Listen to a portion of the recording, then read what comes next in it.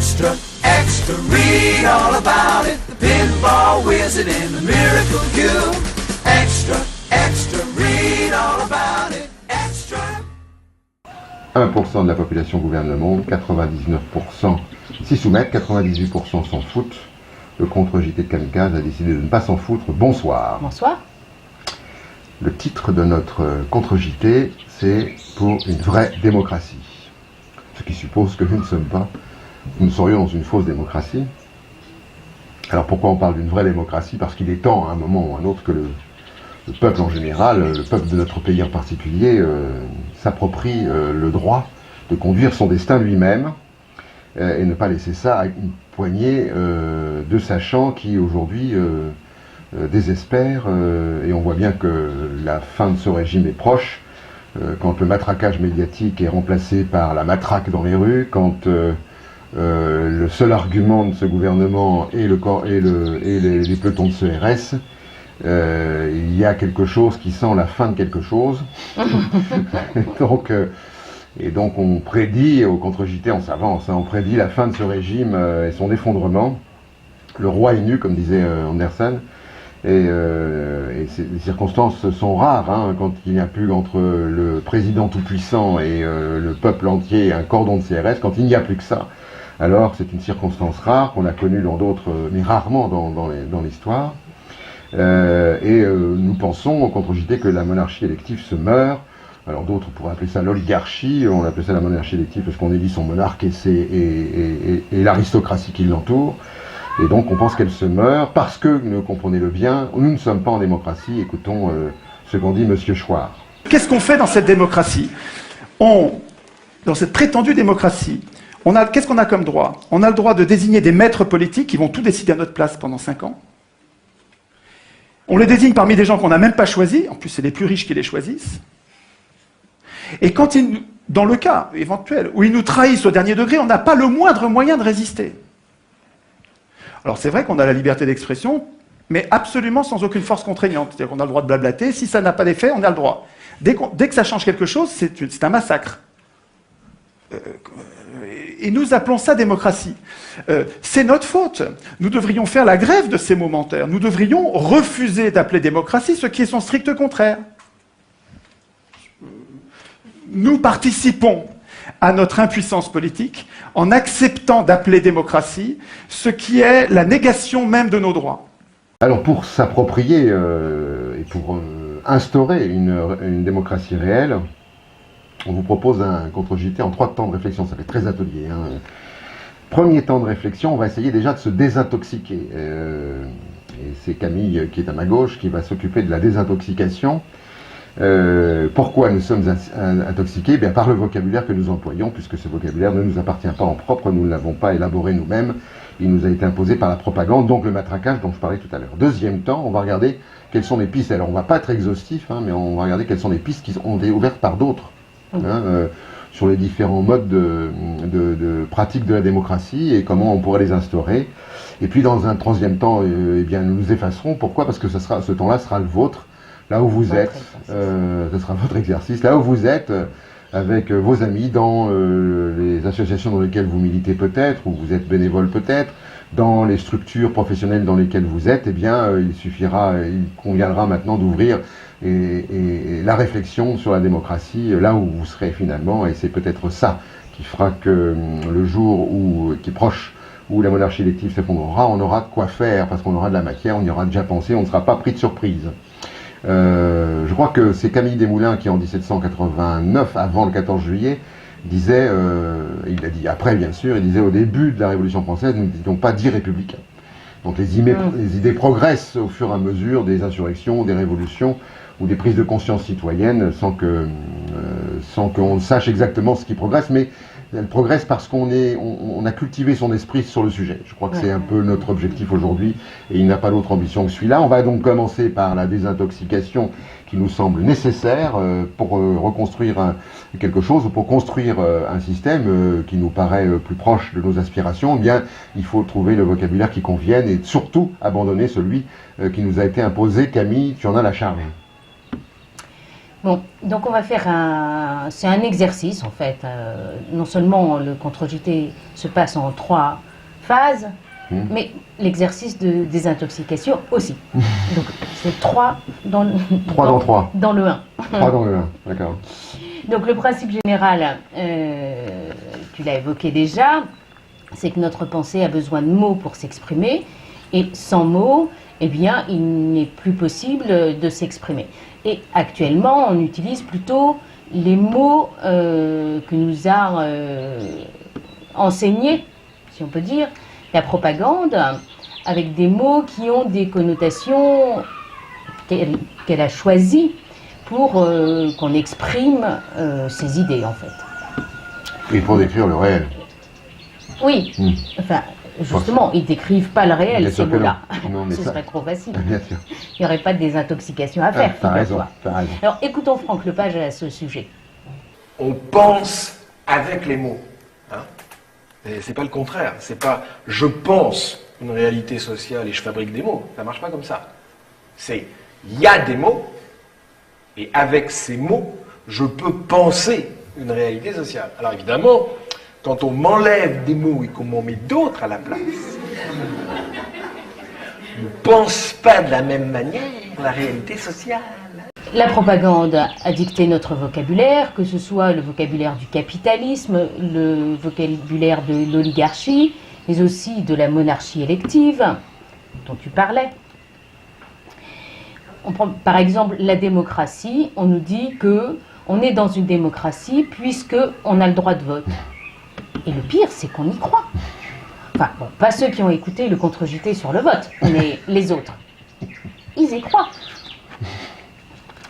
Donc, le premier atelier de désintoxication, c'est justement pour apprendre à reconnaître ces mots qui nous ont été transmis par la propagande et retrouver les mots qui définissent réellement notre pensée à nous, notre pensée propre. Donc, nous avons repris l'exercice qui a été initié, inventé par la SCOP Le Pavé, dont Franck Lepage était un des fondateurs. Et vous pourrez retrouver d'ailleurs ça assez facilement. Donc, vous êtes en groupe, en famille, entre amis, dans votre association. Et vous pouvez commencer ce jeu, puisqu'il faut quand même être plusieurs. Donc la phase 1 consiste à recueillir les mots. Alors les mots qui énervent, les mots qui agacent, ceux qui sont répétés de façon systématique et un peu prégnante, que ce soit dans le milieu professionnel, dans les médias, en politique. Et donc, vous recueillez ça auprès de votre public. Écoutez un petit peu comment ça se passe. Protocole, c'est toi qui as dit protocole. Ouais, protocole. Tu penses à quoi? T'es dans le médical. médical, non? J'ai été j'ai bossé en psychiatrie pendant très longtemps et on nous a imposé des protocoles. Nous n'étions plus des soignants, nous sommes devenus des acteurs du changement évolutif de la personne en difficulté sociale. Je ne supporte plus en ce moment, c'est le mot modernisation, parce qu'en fait, on dit un mot pour en fait faire comprendre exactement le contraire. Je n'arrête pas de nous répéter à la radio, surtout la radio, que les Français veulent la modernisation de la France. Mais en fait, modernisation, pour moi, là, ça veut dire régression. On dit un mot, mais en fait, c'est le contraire que l'on réalise. Ouais. J'étais animatrice culturelle et je suis devenue agent de développement pour la culture au milieu rural. Bravo. Défavorisé, c'est comme un statut, alors que le mot chômeur, ça dit le rapport économique. Vous voyez, on découvre même des mots. Évidemment, dans les milieux professionnels des autres, on n'y est pas toujours. Ils sont absolument ahurissants, ces mots. Alors, la deuxième étape du jeu, une fois que vous avez recueilli tous ces mots et que les gens ont enfin compris les mots à rechercher, eh bien, il faut les ranger par catégorie. Alors, les catégories, ensuite, il faudra, dans chaque catégorie, rechercher le sens caché de ces mots. Alors, commençons par oxymore, par exemple. Écoutez. Donc, je vais vous proposer des catégories, puis on va essayer de trouver des mots qui correspondent à cette catégorie-là. Donc, par exemple, hier, on avait parlé des oxymores. Ah non, mais attendez, vous n'êtes pas là pour rigoler, hein. On bosse, hein, cet après-midi, c'est fini, je te dis. Mais ça, je vais expliquer les critères de style. Après, ce sera à vous de trouver des exemples. Alors, l'oxymore, quelqu'un sait ce que c'est? Est-ce qu'il y a des profs de français dans la salle? Il y a eu développement durable. On peut discuter ce que c'est un oxymore ou pas. Il y a eu commerce équitable. Il y en avait eu d'autres, peut-être, qui étaient proposés hier soir comme oxymore.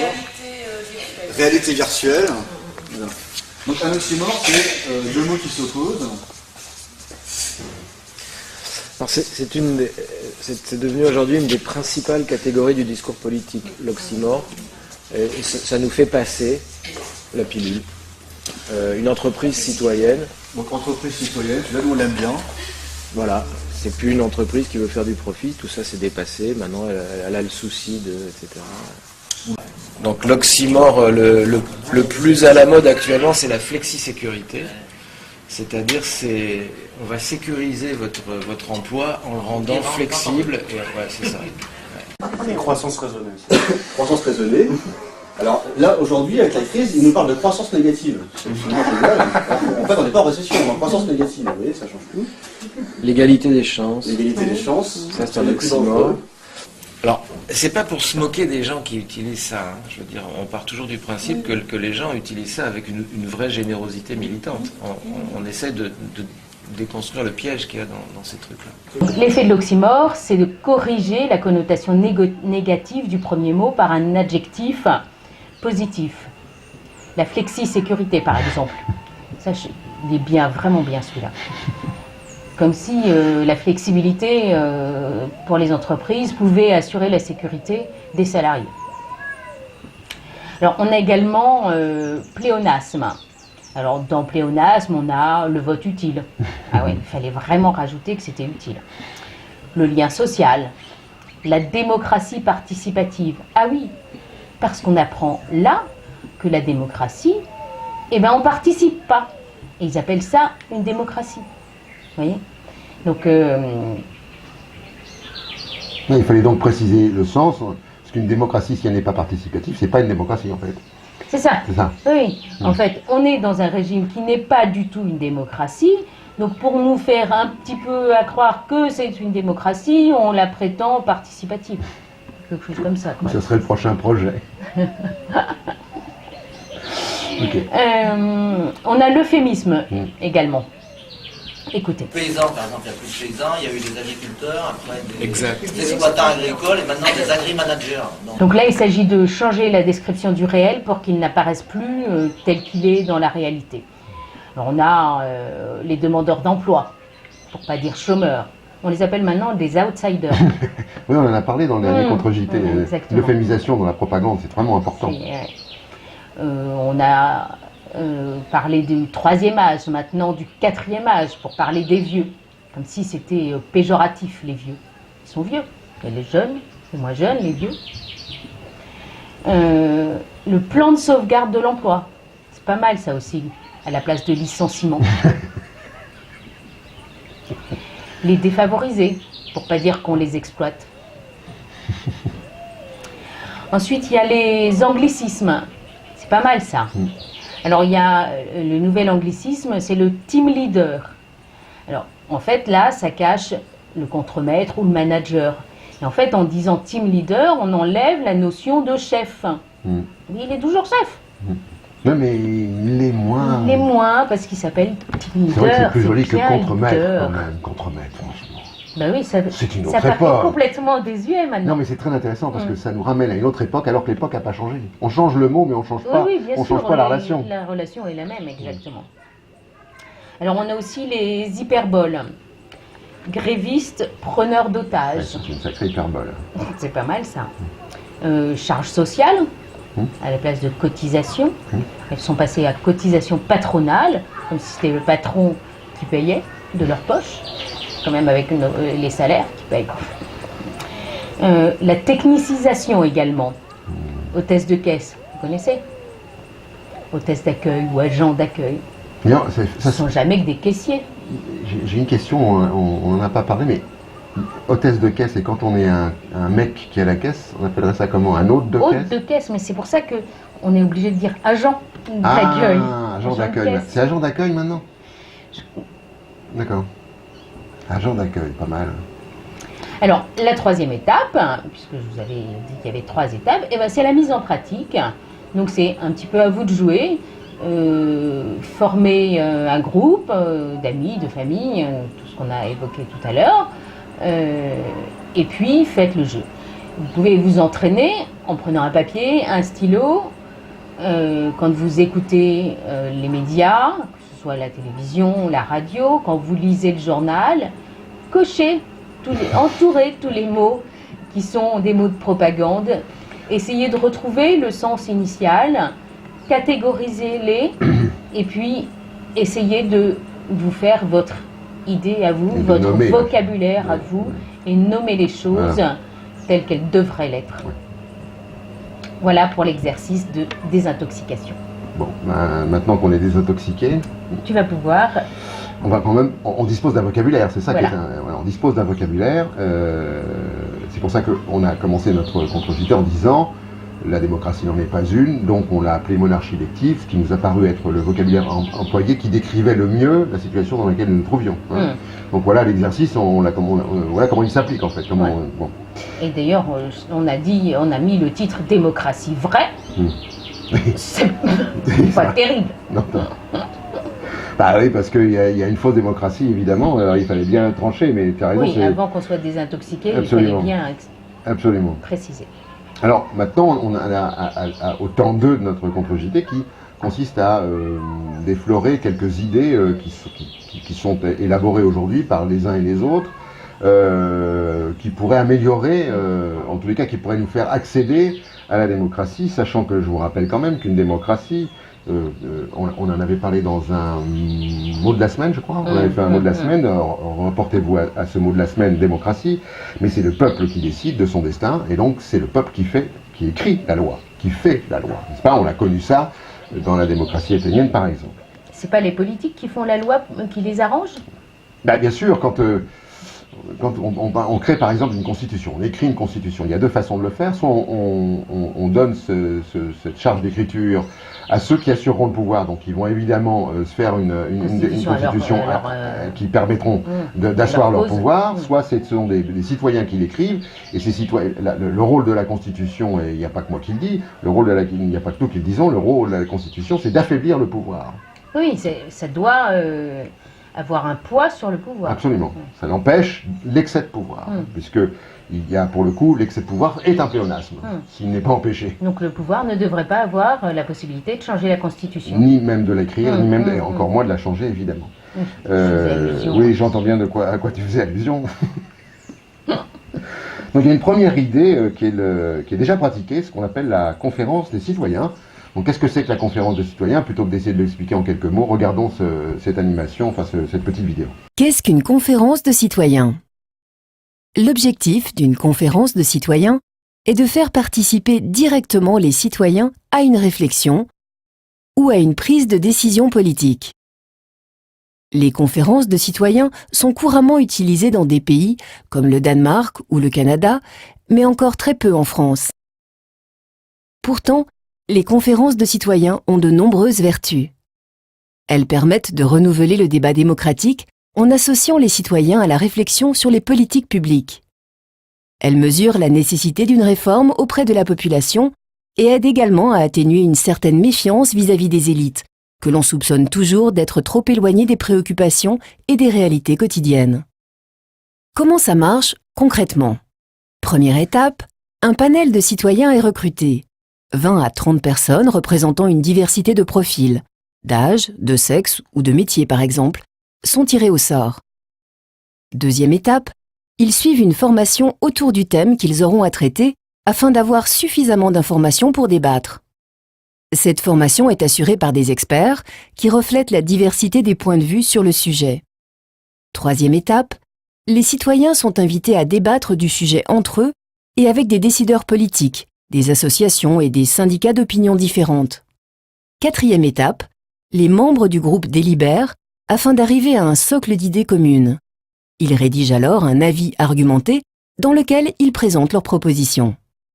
Pour garantir la transparence et la traçabilité totale des débats, toutes les séances de formation et de réflexion sont filmées et chacun pourra ensuite, s'il le souhaite, y avoir accès.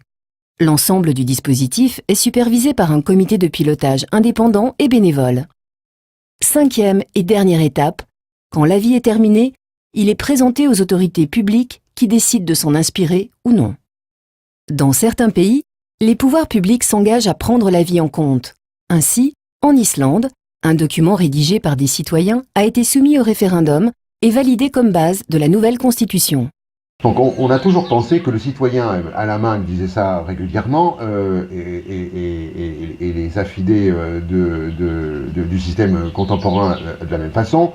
Les choses sont beaucoup trop complexes. Vous savez qu'on avait fait aussi un mot de la semaine sur la complexité. On sait d'où vient la complexité. Donc les choses sont bien trop complexes pour que le citoyen y entrave quelque chose. Donc il vaut mieux confier ça à des experts, en expertologie en général, et eux seuls sont à même de comprendre, et donc eux seuls sont à même de décider et de faire la loi. Il faut bien comprendre que, et on va écooter ce témoignage d'un monsieur qui participe à ces conférences de citoyens. Il semblerait donc que nous ne soyons pas si bêtes qu'on prétend qu'on l'est. Oui, tout à fait. On va l'écouter. Les citoyens lambda, pourvu qu'ils soient motivés, sont capables d'en arriver là à l'issue d'une formation. Et ça, c'est un processus, dont je vais dire un mot quand même, qu'on appelle les conférences de citoyens, et qui consiste à prendre un échantillon de population, de gens qui sont naïfs, qui connaissent rien sur le sujet qu'on va expertiser, mais qui sont d'accord pour consacrer 3 ou 4 week-ends pour s'instruire, et pour à la fin rendre un avis.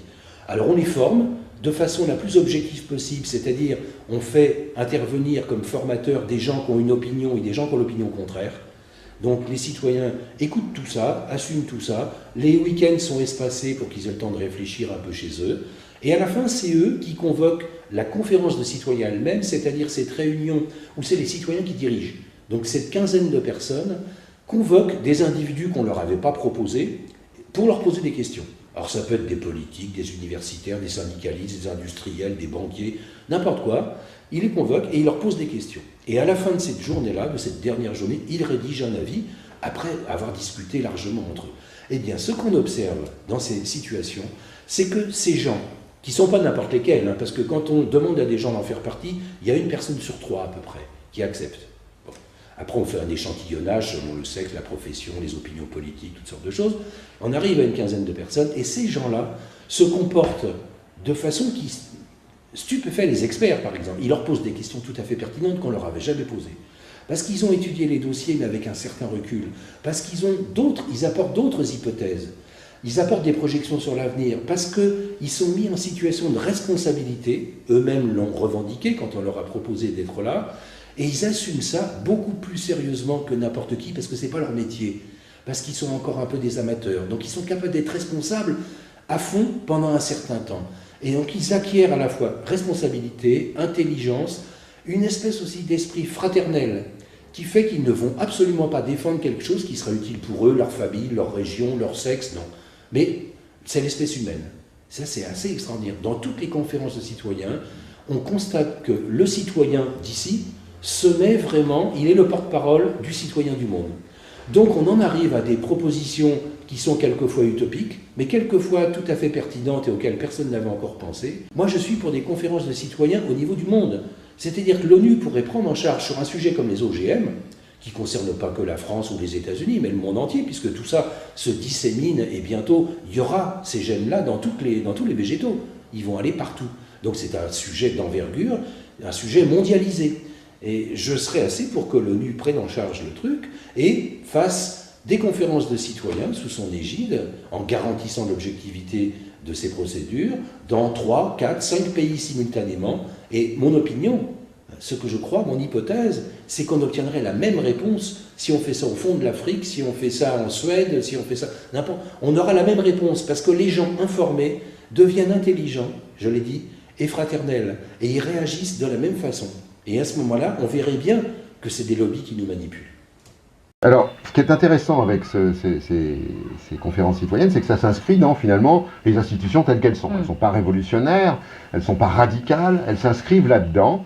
Elles donnent au rôle qui n'aurait jamais dû lui être enlevé, aux citoyens le rôle de s'informer, comprendre, décider. Sauf que là, évidemment, elles ne donnent qu'un avis consultatif Et nous sommes, je vous rappelle, dans une monarchie élective, donc dans une monarchie élective, c'est un avis consultatif du type, du style plutôt cause toujours, hein, ça ne nous intéresse pas.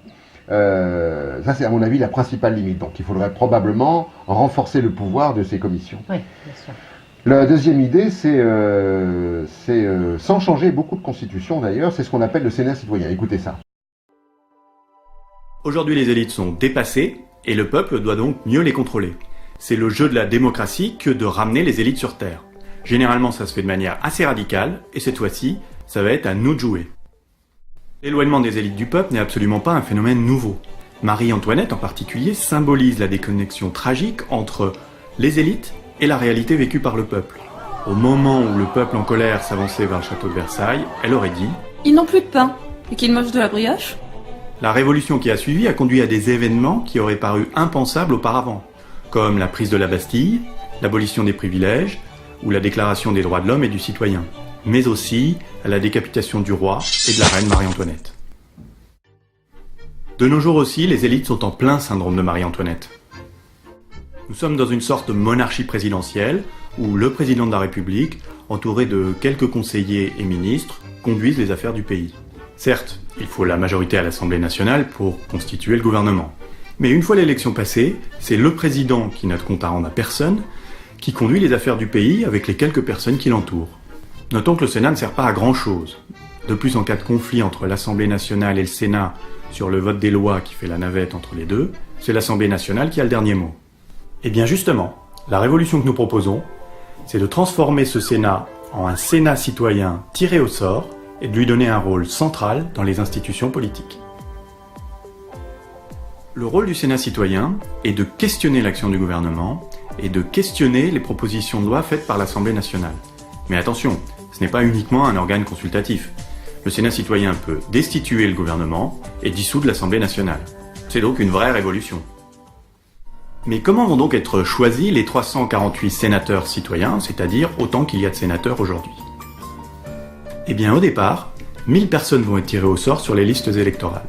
Et parmi elles, il faudra trouver 348 volontaires qui soient représentatifs de la population française. Les 348 devront évidemment respecter la parité homme-femme, mais aussi les régions de provenance, les classes d'âge et les catégories socio-professionnelles. Ils recevront une formation avant leur entrée en fonction pour un mandat d'1 an, et évidemment, tous leurs frais seront pris en charge. Notons que nous serions alors dans un régime primo-ministériel, sous le regard très vigilant du Sénat citoyen, qui aurait le temps de délibérer et de questionner les experts de son choix. Voilà pour les grandes lignes du fonctionnement du Sénat citoyen. Si vous voulez plus de détails, vous pouvez vous reporter au chapitre 4 de l'ouvrage « Le syndrome de Marie-Antoinette, que faire lorsque les élites ont perdu la tête ?» Et si, comme beaucoup de gens, vous souhaitez que cette révolution voie le jour, eh bien, commençons par diffuser largement cette vidéo afin que l'idée soit plus largement connue. Vous pouvez également suivre la page Facebook du Sénat citoyen et la liker, et suivre le compte Twitter du Sénat citoyen. Donc vous voyez, on s'inscrit dans la Constitution, on vire les sénateurs, parce que là, pour le coup, on ne perdrait pas grand-chose. Sinon, on ferait quelques économies, et on mettrait à la place des citoyens. Moi, qui m'a paru très intéressant, ce qui nous a paru très intéressant en contre-JT, c'est que on contrôle et le pouvoir exécutif et le pouvoir législatif. Il faut bien comprendre que aujourd'hui, dans notre régime de monarchie élective, aucun de ces gens-là ne sont révocables. Oui, c'est ça le problème. Mais c'est le gros problème d'ailleurs. Donc, et il y aurait quelques motifs aujourd'hui, comme par le passé, on aurait quand même quelques motifs à révoquer, nous, citoyens. Eh bien, ça, c'est pas possible. Ce qui est intéressant, me semble-t-il, dans le Sénat citoyen, c'est ça, c'est-à-dire la possibilité de contrôler le pouvoir, et que quand ce pouvoir-là ne répondait pas aux aspirations collectives et aux mandats pour lesquels ils ont été élus, révoquer. Oui, l'avantage, c'est que c'est assez simple à mettre en place. Oui. Et qu'on garde une structure quand même de représentation élective, ce qui rassure certains. Absolument, ce qui rassure certains. La troisième idée, je vous laisse d'abord écouter de nouveau Chouard qui parle du philosophe Alain, et après on va revenir sur ce thème. Et là, il faut que vous connaissiez cette pensée d'Alain, qui est un penseur formidable, à connaître absolument, qui disait « Le trait le plus visible de l'homme juste et de ne point vouloir du tout gouverner les autres, et de se gouverner seulement lui-même. Cela décide tout. Autant dire que les pires gouverneront. Si les gens bons ne veulent pas gouverner, et qu'on donne le pouvoir, comme dans le gouvernement représentatif, à ceux qui le veulent, les pires gouverneront. Alors, Chouard n'en parle pas, ou je ne sais pas s'il y fait allusion, mais l'idée, c'est là ce qu'on appelle la stococratie, c'est-à-dire le tirage au sort des représentants. Alors, une vieille idée, hein, la démocratie athénienne a appliqué ça bien avant. Dans les républiques aussi italiennes, il y avait déjà des tirages au sort. Alors, la première chose, c'est que le tirage au sort donne une représentation, par l'effet de nombre, une représentation telle que la société est. Ça, c'est le premier intérêt. Le deuxième intérêt, c'est que c'est tout à fait égalitaire. C'est-à-dire qu'en fait, on ne dépend pas d'une campagne de sous et des autres pour être élu, puisqu'on est tiré au sort. Oui, donc, on n'est pas obligé de rendre des comptes à ceux qui vous ont financé. Donc, ça évite, bien entendu, toute la corruption, y compris la corruption intellectuelle. Il n'y a pas de professionnalisme de politique, puisque on pourra décider, dans ce cas-là, du nombre d'années de mandat que les gens reçoivent pour ça, mais pour le coup, là, on peut pas devenir professionnel. Ces gens-là viennent du peuple et ils retourneront. C'est ce qu'on trouve dans les jurys d'assises, je crois, hein, où il y a des jurés qui sont tirés au sort. Donc voilà. Et pourtant, ils ne sont pas compétents dans le droit. Et pourtant, on dit, c'est au peuple de juger. Donc c'est possible. C'est un des derniers creusets de démocratie. Oui, voilà. Donc il y a un philosophe dont le nom Jean-Paul Joary, excusez-moi, il était sorti de ma tête, je l'avais noté. Jean-Paul Joary qui explique ça, à mon avis, très bien. Alors vous verrez, la bande son est pas terrible parce que il y a plein de gens qui font du bruit autour, dommage, mais on comprend suffisamment pour se faire une meilleure idée de ce que c'est que la stococratie. Écoutez. La démocratie n'est pas le loto, encore qu'il faille bien remarquer que dans les jurys d'assises, où c'est une vie entière de liberté qui est en jeu, tout le monde trouve plus juste de tirer au sort les jurés, plutôt que d'élire un juge comme aux États-Unis, où on voit bien qu'ils font campagne en coupant quelques têtes avant parce que les sondages donnent la peine de mort, etc. Donc, en soi, l'idée de tirage au sort, on l'admet dans certains cas très précis. Donc, il est tout à fait compréhensible que la question se pose. Est-ce que c'est pas farfelu de tirer au sort un président? J'irai tout de suite. Si j'étais Rousseau aujourd'hui, je ferais remarquer que s'il est très grave de tirer un fou au sort pour être président, c'est parce qu'on a donné à ce président un pouvoir quasiment absolu sur certaines décisions. Autrement dit, comme le dit très bien Rousseau, les grands hommes généreux, compétents, les hommes providentiels, ou les femmes providentielles, éventuellement, évidemment qu'on doit plus les admirer que les mauvais princes. Mais ça veut dire que le sort d'un peuple dépend de la bonté ou de la méchanceté d'un prince, ce qui veut dire que le peuple est esclave et que c'est un homme qui décide. Donc si ça paraît farfelu aujourd'hui, c'est parce que notre Constitution donne tout pouvoir à un ou quelques-uns. Donc le tirage au sort, pourquoi est-ce que les Grecs ont préféré le tirage au sort? Tout simplement parce qu'ils se disaient que si on élisait des dirigeants, ils étaient forcés d'avoir le sentiment d'avoir été choisis pour leur qualité personnelle. Et que donc, ils se sentaient investis d'un pouvoir. Alors que s'ils étaient tirés au sort, eh bien, ils ne pouvaient pas s'estimer investis d'un pouvoir, mais seulement d'un devoir. On les avait tirés au sort pour servir les citoyens. Et c'est pourquoi ils étaient si sévères avec toute prise de position personnelle ou de prise d'intérêt. À Athènes, on compte la fortune le premier jour du mandat et le dernier jour. Si on s'est enrichi, c'est les pires punitions imaginables qui sont prises à leur encontre. Donc, le tirage au sort, c'est le moyen qu'on a trouvé dans l'Antiquité pour avoir des responsables, et non pas des dirigeants, des responsables, qui ne puissent jamais se prendre pour des dirigeants. Et donc, le tirage au sort, c'était l'essence même de la démocratie.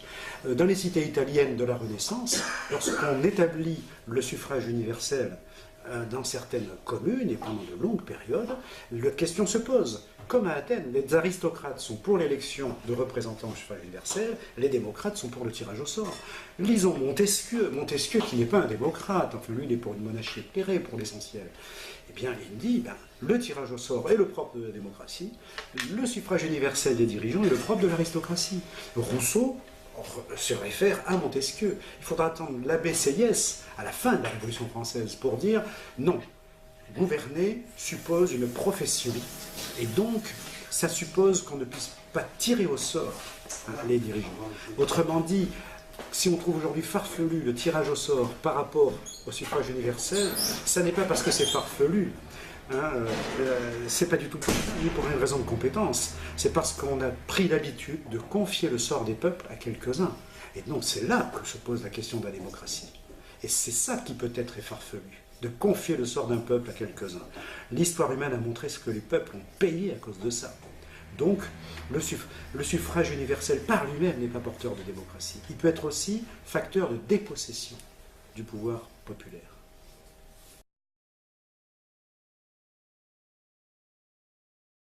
Alors il y a une quatrième idée maintenant, c'est l'idée que finalement il y a beaucoup de choses qu'on pourrait régler localement. Oui. Il y a deux niveaux finalement de décision qui sont dédiés aux citoyens et la décision citoyenne. Le premier niveau qui est un niveau de problématique que j'allais dire nationale, si on parle des transports, si on parle de l'énergie, si on parle etc., la défense, etc. Et ça, à mon avis, ça peut être du ressort de commissions citoyennes ou de comités de citoyens qui seraient en charge, comme on faisait à la Révolution française, qui seraient en charge finalement de régler ces questions-là. Et puis, localement, on est tous des gens intelligents. Localement, au niveau de la commune, on sait tous régler les choses.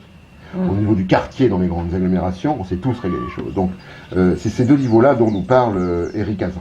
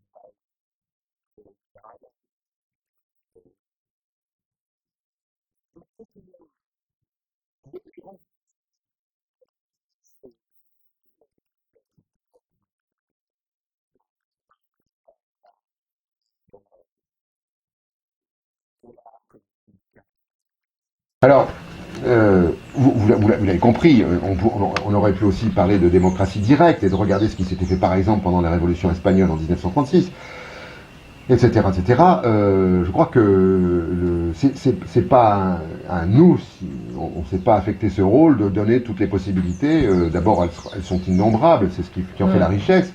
Et puis de donner toutes les possibilités pour savoir, pour juger celle qui sera adéquate ou pas. Dans ce cas-là, on ferait le boulot de l'ensemble des citoyens, ce qui n'est pas notre job. Notre job, c'était simplement d'initier une réflexion sur ce problème. Donc le troisième temps, eh bien, c'est le temps de ce contre-JT est venu, et c'est vous qui chercherez les expériences de démocratie qui vous paraîtront extrêmement intéressantes, me semble-t-il, enfin vous semble-t-il. Et donc c'est celle-là que vous noterez, c'est celle-là dont vous pourrez débattre entre vous. À la limite, n'hésitez pas à nous envoyer des exemples qu'on puisse reprendre, et on pourrait faire un contre-JT sur tout ce que vous aurez trouvé grâce à vous. Vous mettez ça en commentaire sur Facebook, sur YouTube, etc. Et je pense que ça, ce serait un travail très intéressant. Donc avant de nous quitter quand même, il faudrait qu'on se rappelle quelques principes, quelques conseils, plutôt qu'il faut avoir à l'esprit, je crois, quand le peuple reprendra la conduite de son destin en main, et nous pensons que ça ne saurait tarder. La première chose que nous avons retenue au contre-JT, c'est le conseil de Éric Hazan. Écoutons.